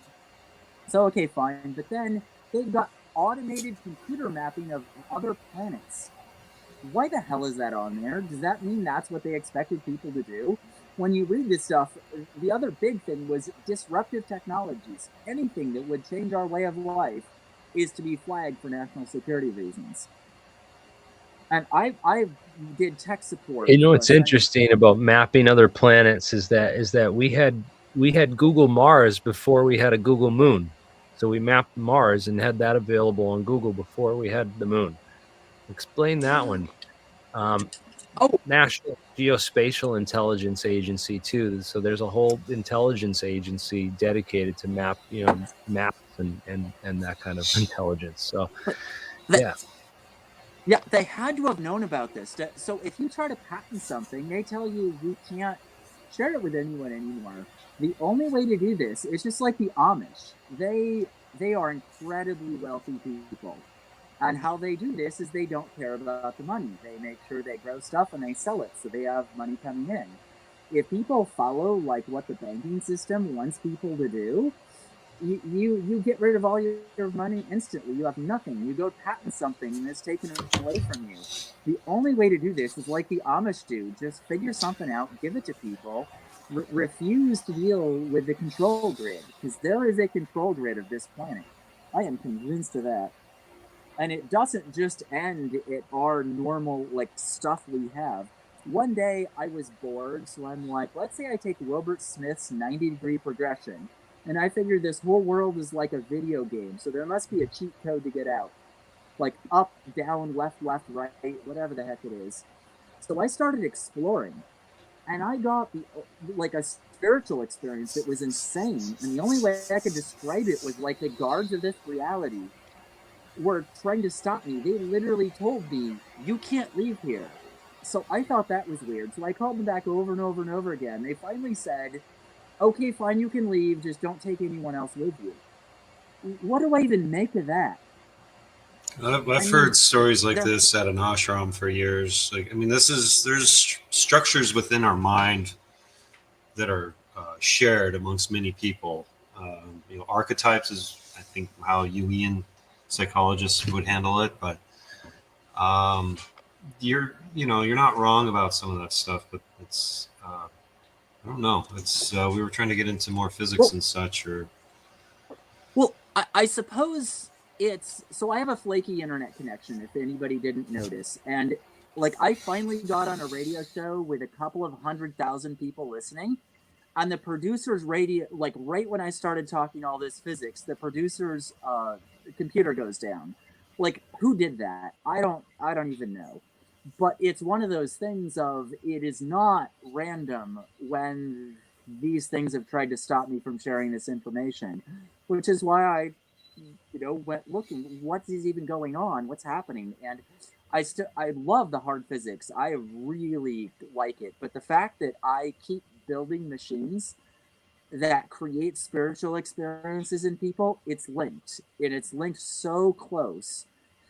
I can see why certain people have gotten close to this stuff and realize, like, they can't deal with this stuff. You build this hardware and you start running it, you have to be really well balanced or it tears you apart. Like, there is a spiritual component to this stuff that's immense. Oh, what's the yet again the Y files for the win, the coral, I don't have the name, the spiral structure. They built it in Russia up towards or north of the Arctic Circle.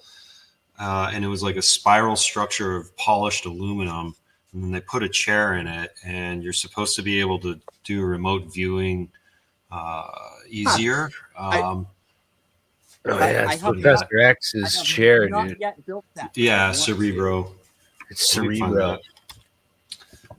that. Oh, and it's the No, end, he's like, let's go to the real thing, Jeremy. Let me find the Y-Files episode. oh, that was a fantastic episode. The Y-Files is brilliant. Absolutely. I know, but I'm trying to think of it's a Russian name, like Korolev, and it's a spiral. It's the Kozyrev mirror. It follows the phi spiral ratio, and yes. Okay. Allegedly, you stand inside because of the incidence of refraction due to the physical material being present, which apparently, according to Kozyrev, was aluminum being the most ideal metalloid that was commonly available. That you would experience a difference in your perception of time. So, time machines don't exist in the conventional sense like that. But this was a passive machine requiring no power input, no radio antennas, no high voltage fields or anything. Apparently, you just simply walk through this thing, you sit in a chair on the inside, you experience that slight temporal differential caused by the curvature of space due to the refractive index of the materials assembled in this phi ratio spiral. And as a result, you perceive to see another time. So most participants, even those who were not pre-associated with any kind of psychic or telepathic phenomena, those who had never claimed any unusual experiences prior to this, had very phenomenal experiences inside this device simply because of its geometric configuration. So that would be the Kozyrev mirror in a nutshell. Is you're using physical materials to apparently manipulate space-time, and so your brain has the ability to see through time. But nobody actually travels in time. You don't go there. You don't like walk through a door or something. It's just as if you are able to envision some other time. It's very much a psychic phenomena. It's not in the quantifiable sense where we like to keep science. Yeah, my trouble with remote viewing and things in the future or the past is you're trying to see something that actually or accurately happened, but your mind has the ability to interject randomness into it. So sometimes you're trying to. It takes a while to clear out your consciousness, which is what meditating on emptiness is really useful for. Because if you like, when I would go up to the monastery, and it would take like 20 minutes or so for me to calm down the small mind that's like, oh, F that guy, or she did this, or I got to pay bills, in order to get into a theta state where I was able to be receptive to imagery or start to generate imagery. And then as my ability to see more with my third eye, like, I mean, sometimes I'm sitting here closed eye. I'm watching something akin to a DMT trip without having touched DMT. So our mind has this natural ability to do it, but it's everybody has it, but not everybody knows how to use it. And then if you're trying to remote view, your emotional content sometimes is going to come in and make random imagery, or how do they say it? Skew the view or throw it off. It's a signal to noise ratio problem. Mm-hmm. Psychics occasionally come up with incredible stuff, but the signal to noise, that's the whole problem. The way I was introduced to remote viewing was trying to solve the signal to noise ratio problem, and that's all it is. In controlled remote viewing, you don't know the question, but you're the one describing the answer. In something like tarot cards, you know the question, or you know the question, but you don't know the answer. If you can get your imagination out of the way, then you can see through a lot of stuff. Just like you look at how fast people play video games, people react within a quarter of a second. Brains take a lot more time to process that information. So, what exactly is consciousness? Anyway, I think the brain's job is to make sure people interpret time linearly from beginning to end, because consciousness doesn't inherently do that. Correct. We Yeah, interpret- your consciousness is there's a waveform around you, and if you are less egotistical and more open to it, you sort of know what's going to happen before it happens, and it's I can't. Absolutely. And by the way, like, I don't know, mid 19